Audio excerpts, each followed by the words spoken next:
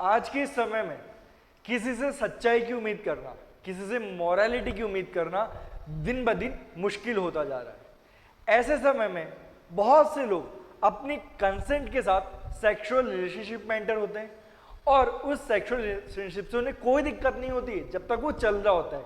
लेकिन जैसे ही किसी रीजन की वजह से वो सेक्सुअल रिलेशनशिप टूटता है तो फिर वहां पर फिर चालू होता है आरोप प्रत्यारोप का सिलसिला।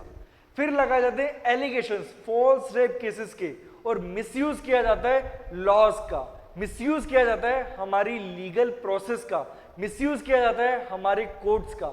और इस तरीके से ना सिर्फ एक इंडिविजुअल की लाइफ खराब होती है बल्कि हमारे जो टैक्स पेयर से जो रिसोर्सेज इकट्ठा हुए हैं उन रिसोर्सेज का भी मिसयूज किया जाता है जब आप हमारी पुलिस का, हमारी कोर्ट का इस तरीके से फॉल्स केसेस के अंदर मिसयूज करते हो।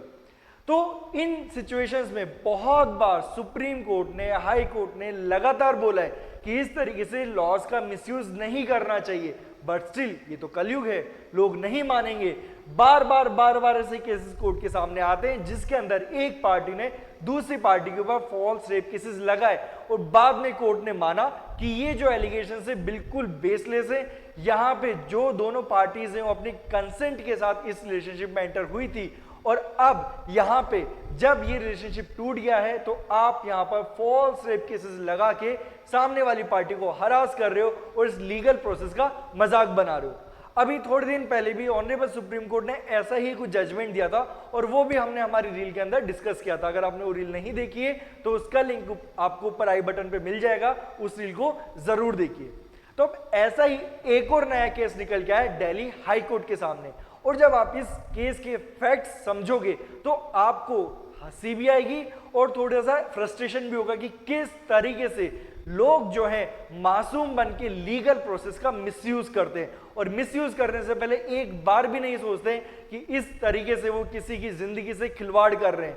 कोई इंडिविजुअल इस हरासमेंट से परेशान होकर सुसाइड भी कर सकता है और ऐसे बहुत से केसेस हैं जब फॉल्स रेप केस के एलिगेशंस लगा के सामने वाले को हरास किया गया और अब अपोजिट पार्टी ने सुसाइड कमिट कर लिया। तो क्या है ये केस और क्या है इस केस के फैक्ट्स जो सुन के आपको हंसी भी आएगी और आपको ये सोचने पे मजबूर कर देगा कि किस तरीके से आजकल लोग इस लॉ प्रोसेस का मिसयूज करते हैं। चलिए कुछ ब्रीफ फैक्ट्स जान लेते हैं पहले इस केस के बारे में। सबसे पहले केस का नाम है Ankit Raj versus state of NCT of Delhi and others.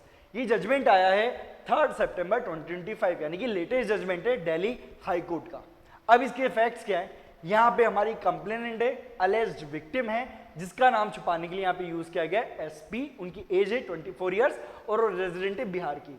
और जो अलेज्ड अक्यूज्ड है, जो पेटिशनर है, उनका नाम है अंकित राज। अब यहाँ पे बात क्या है, फैक्ट्स क्या है कि जो हमारी कंप्लेनेंट है, अलेज्ड विक्टिम है, और जो अलेज्ड अक्यूज्ड है, उनकी फर्स्ट टाइम मीटिंग हुई थी जनवरी 2023 में थ्रू फैमिली सेटअप। और फैमिली सेटअप में जब अरेंज मैरिज की बात हुई तो यहां पर अंकित राज की फैमिली ने 1 करोड़ की डावरी मांगी जो उन्होंने मना कर दिया और अब वो जो बात है शादी को खत्म हो चुकी है। बट यहाँ पे जो हमारे पेटिशनर है यानी कि अंकित राज अलेज्ड अक्यूज्ड है, उन्होंने उनसे मैरिज का फॉल्स प्रॉमिस किया और इस प्रीटेक्स्ट में उन्होंने उनके साथ रिलेशनशिप को डेवलप किया। अब आप सभी को पता है कलयुग की रिलेशनशिप का मतलब है कि फिजिकल इंटरकोर्स तो होना ही होना है, सेक्सुअल इंटरकोर्स होना ही होना है। फिजिकल रिलेशनशिप के बिना आज के टाइम पे कौन सी रिलेशनशिप चलती है, तो वही हुआ यहाँ पर। सेक्सुअल इंटरकोर्स हुए अलग अलग टाइम पर, अलग अलग जगह पर, और यहाँ पर जो अलेज्ड विक्टिम उन्होंने यही बोला कि मैंने इस सेक्सुअल इंटरकोर्स की परमिशन सिर्फ और सिर्फ एक रीजन की वजह से दी थी क्योंकि यहाँ पे अंकित राज ने मुझसे प्रॉमिस किया था कि वो मुझसे शादी जरूर करेगा। लेकिन यहाँ पे जो पेटिशनर है, ध्यान दीजिए उन्होंने क्या बोला, उन्होंने बोला कि सर हम दोनों की शादी यानी कि कंप्लेनेंट और पेटिशनर की शादी हुई थी 21 जनवरी 2024 में आर्य समाज के मंदिर में, बिल्कुल गुपचुप तरीके से, और हमने इस बात को किसी को नहीं बताया था। और यहाँ पे जो कंप्लेनेंट है उसने खुद ने इंसिस्ट किया था कि इस बात को छुपाया जाए, अभी किसी के सामने बात को नहीं लाया जाए क्योंकि मैं दिल्ली में जाके यूपीएससी की तैयारी करना चाहती हूँ। और इस बात को पेटिशनर ने मान लिया, इस बात को कर गए। अब ये बहुत टाइम तक छुपी रही। अब यहाँ पे जो कंप्लेनेंट है, अब उन्होंने क्या बोला, देखिए उन्होंने बोला कि पेटिशनर जो है यानी अंकित राज जो है एक्चुअल में उन्होंने शादी की थी मिस एक्स के साथ। एक्स की आइडेंटिटी छुपाने के लिए यहाँ पे एक्स को यूज में किया जा रहा है। उन्होंने एक्स के साथ शादी कर ली अप्रैल 2024 में और ये फैक्ट मुझसे छुपाया और उन्होंने कंटिन्यू किया मेरे साथ फिजिकल रिलेशनशिप। अब देखिए यहां पे कुछ इंटरेस्टिंग कॉन्ट्रडिक्टरी स्टेटमेंट है इस पूरे केस के, वो क्या है आप बात को समझिए। यहां पे एक्चुअल में दो कंप्लेंट हुई है अलग अलग टाइम पे, दोनों ही कंप्लेनेंट ने करवाई है लेकिन करवाई अलग अलग जगह। पहली कंप्लेंट उन्होंने करवाई थी क्राइम अगेंस्ट वुमेन सेल इन दिल्ली, और उस कंप्लेंट में उन्होंने क्या बोला कि मेरे जो हस्बैंड है regarding my husband marrying another women while I am alive and subjected to mental and physical torture, यानी कि भैया मेरे जो हस्बैंड है उन्होंने दूसरी शादी कर ली जबकि मैं अलाइव हूं, मैं जिंदा हूं। और इस बात को काउंटर किया अंकित राज पेटिशनर ने क्या बोल के कि भैया हमारी शादी तो वैलिड ही नहीं है। ये हुआ आपका पहला केस। अब देखते हैं हम करंट में जो केस है जो इसका एक्चुअल में ट्रायल हुआ उसमें सिचुएशन एकदम रिवर्स हो गई। कैसे? यहां पे अंकित राज ने बोला कि हम शादीशुदा है, हम क्या है शादीशुदा है, और यहां पे पेटिशनर जो है उन्होंने तो बोल दिया हम शादीशुदा है, लेकिन कंप्लेंट ने बोला कि नहीं हमारी शादी नहीं हुई है, हमें तो बस फॉल्स प्रॉमिस किया गया था। यानी कि देख रहे हो आप दो अलग अलग कंप्लेंट और दोनों ही जगह अलग अलग फैक्ट्स बोले जा रहे हैं, दोनों पार्टी एकदम कॉन्ट्राडिक्ट कर रही है एक दूसरे को। तो आपको समझ में आ रहा होगा किस तरीके से कानूनी दावपेच खेले जाते हैं अपने केस को स्ट्रांग बनाने के लिए। अब अपन देख लेते हैं कि यहां पे एक्चुअल में दोनों पार्टीज ने क्या आर्गुमेंट दिए। पेटिशनर ने बोला relationship was consensual, marriage ceremony solemnized on 21 January 2024 Arya Samaj, और मेरे पास सर्टिफिकेट भी है। FIR is motivated false and filed after relationship troubles, यानी कि ये एफआईआर है पूरी तरीके से फॉल्स है और ये सिर्फ और सिर्फ इसलिए की गई है क्योंकि हमारे रिलेशनशिप में इश्यूज आ रहे थे। उसके बाद complainant petitioner were married hence sexual relations can not be rape, भैया शादी जब हो गई है तो रेप कैसे हो सकता है, उन्होंने ये बोला।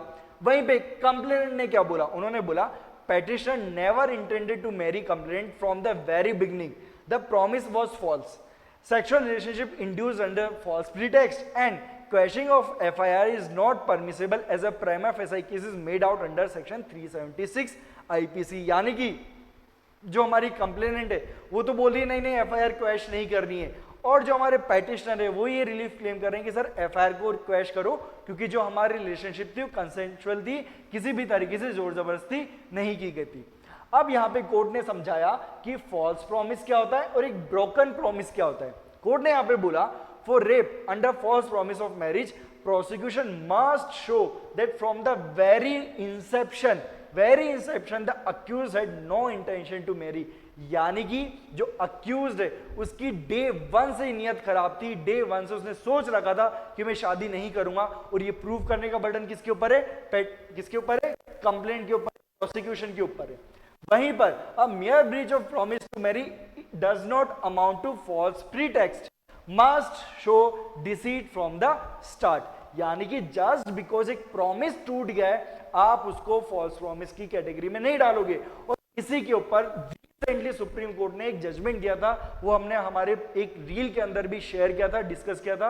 अगर आपने वो रील नहीं देखी तो उस रील को जरूर देखिए, उसका लिंक आपको ऊपर आई बटन पर मिल जाएगा, उसको क्लिक कीजिए, उस वीडियो को जरूर देखिए। और इस जजमेंट के अंदर हाई कोर्ट ने डिफरेंट जजमेंट, सुप्रीम कोर्ट के डिफरेंट जजमेंट को भी रेफर किया। Deepak Gulati and Shivshankar versus state of Karnataka, ये दो अलग अलग जजमेंट को भी यहां पर रेफर किया गया। अब यहां पर जब कोर्ट ने पूरा फैक्ट्स को जांचा परखा और यहां पे पूरे लॉज को अप्लाई किया तो कोर्ट ने क्या एनालिसिस निकाला, फर्स्ट कि जो रिकॉर्ड है ना मैरिज सेरेमनी का जो 21 जनवरी 2024 को वो रिकॉर्ड वैलिड है, उस सर्टिफिकेट को वेरीफाई किया और पुलिस ने अपनी इन्वेस्टिगेशन में पाया कि वो सर्टिफिकेट क्या है, वैलिड है। उसके बाद कि जो कंप्लेनेंट है उसने सेक्सुअल रिलेशनशिप स्टैब्लिश किए, कंटिन्यू किए, कंसेंट के साथ किए, even after knowing the fact that Ankit Raj the alleged accused married, यानी कि भैया मुझे पता है कि तुम शादीशुदा हो फिर भी मैं एग्री कर रही हूं, ये चीज गलत है।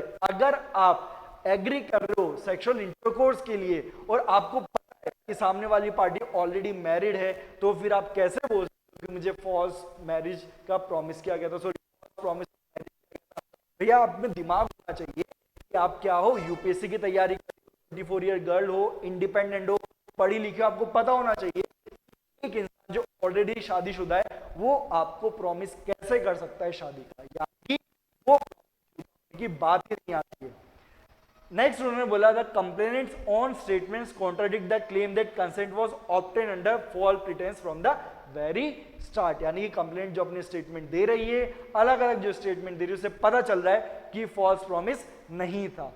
और no material on record to show that petition never intend to marry at the beginning, यानी कि जो प्रोसिक्यूशन अपना केस प्रूव करने में फेल हो चुका है, और क्योंकि वो फेल हो चुका है इसीलिए यहाँ पे जो रिलीफ है वो पेटिशनर को दिया जा रहा है, अलेज्ड अक्यूज्ड को दिया जा रहा है। अब आप बोलोगे सर यहाँ पे वो दूसरी शादी का क्या? अगर आप यहाँ पर आर्य समाज वाली शादी को वैलिड मान रहे हो तो अंकित राज ने फिर दूसरी शादी कैसे कर ली मिस एक्स के साथ? तो उसकी शादी क्या होनी चाहिए? इनवैलिड होनी चाहिए। तो यहाँ पे कोर्ट ने बोला कि देखिए ये जो करंट केस है उसके अंदर उस इशू को फ्रेम ही नहीं किया गया है, वो चार्ज फ्रेम ही नहीं किए गए, वो अभी मुद्दा ही नहीं है करंट ट्रायल का। इस रीजन की वजह से हम उस मुद्दे को डिस्कस नहीं कर सकते, और अगर पार्टीज चाहें तो उस मुद्दे को उठा के एक नई लीगल प्रोसीडिंग इनिशिएट कर सकती है, लेकिन यहां पर हम उसे डिसाइड नहीं करने वाले। तो यहां पे जब कोर्ट है उन्होंने एक ब्रॉडर ऑब्जर्वेशन दिया, कुछ गाइडलाइंस दी, कुछ ऑब्जर्वेशन दी कि लोअर कोर्ट ट्रायल कोर्ट को क्या फॉलो करना चाहिए। Court should avoid turning every broken relationship into a criminal case, यानी कि देखिए आज के समय में बहुत सारे रिलेशनशिप टूटते हैं, कई लोग तो एक ही दिन में दो रिलेशनशिप तोड़ देते हैं अपने। तो इस तरीके से अगर कोर्ट ब्रोकन रिलेशनशिप को एक क्राइम मान के चलने लगा तो हमारा जस्टिस सिस्टम एकदम कोलैप्स कर जाएगा। ऑलरेडी केसेस बहुत ज्यादा है, उसमें से फॉल्स केसेस इस तरीके से आएंगे तो हमारा जस्टिस सिस्टम एकदम फेल हो जाएगा। इसलिए कोर्ट्स को बचना चाहिए ऐसे ब्रोकन रिलेशनशिप को एज अ ट्रायल कंटिन्यू करने के लिए। Next, laws protect bodily integrity, autonomy and prevent exploitation but must guard against misuse in emotional, social and interpersonal disputes, यानी कि भैया जो लॉज बनाए गए हैं आपके बेनिफिट के लिए बनाए गए हैं, आपको प्रोटेक्ट करते हैं एक्सप्लॉइटेशन से, आपकी बॉडीली इंटीग्रिटी को मेंटेन करते हैं, उसको प्रोटेक्ट करते हैं, लेकिन आप इस तरीके से उनका मिसयूज नहीं कर सकते। एंड लास्टली, जो कोर्ट का रोल है ना मोरल पुलिसिंग का नहीं है, उनको ये नहीं बताना कि आप रिलेशनशिप में आ सकते हो नहीं आ सकते, फिजिकल रिलेशनशिप में आ सकते हो नहीं आ सकते, नहीं, ये कोर्ट का काम नहीं है। कोर्ट का काम है कि जो लीगल प्रोविजन उनके सामने है उनको फैक्ट्स के ऊपर अप्लाई करना और पार्टीज के राइट को डिसाइड करना, that's it. Moral policing court नहीं कर सकती है, कोर्ट को ये नहीं करना चाहिए, ये बोला ऑनरेबल दिल्ली हाई कोर्ट ने। तो अब आपको क्या लगता है, क्या ये जजमेंट आने के बाद जो कंप्लेनेंट है, जो अलेज्ड विक्टिम है, जिन्होंने क्लेम किया कि मेरे साथ रेप कमिट हुआ है, क्या उनके अगेंस्ट में कोई लीगल प्रोसीडिंग लेनी चाहिए? क्या हमें एक प्रिंसिपल स्टैब्लिश करना चाहिए कि इस तरीके से अगर कोई फॉल्स रेप केसेस करते हैं तो उनके अगेंस्ट में सख्त कार्रवाई की जाएगी ताकि इस तरीके से फॉल्स केसेस की संख्या कम हो सके? क्योंकि ये केसेस ना सिर्फ किसी इंडिविजुअल को बर्बाद कर देते हैं, उनको मेंटल हरासमेंट की साइड भी धकेलते हैं, और बहुत बार आपने देखा होगा कि ऐसी सिचुएशन में जो लड़के हैं यानी कि जो अलेज्ड अक्यूज्ड हैं वो सुसाइड भी कमिट कर लेते हैं। तो आपकी क्या राय है हमें कमेंट सेक्शन में जरूर बताइए, और ऐसे और लीगल प्रिंसिपल्स को जानने के लिए और जजमेंट्स को जानने के लिए हमारे चैनल को जरूर फॉलो कीजिए एंड बेल आइकन दबाइए। आज के लिए इतना ही, अब मिलते हैं एक नए वीडियो में एक नए टॉपिक के साथ, तब तक के लिए गुड बाय।